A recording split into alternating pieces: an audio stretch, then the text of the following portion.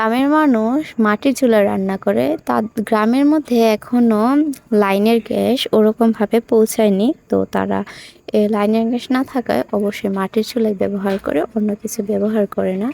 আর শহরের মধ্যে লাইনের গ্যাস থাকায় আমাদের অন্য কোনো এলপি গ্যাস বা মাটির চুলা নেই, তো আমরা লাইনের গ্যাসেই রান্না করি। কিন্তু শহরের মানুষের একটি মহা অসুবিধা হলো, যখন এই লাইনের গ্যাস না থাকে 2-3 দিন তো তাদের দেখাই দেয় না। আবার যদিও মাঝে মধ্যে থাকে, এরকম পাওয়ার থাকে যে না থাকার সমান, তো 2-3 দিন লাপাতা হয়ে গেলে আমরা কিভাবে চলি?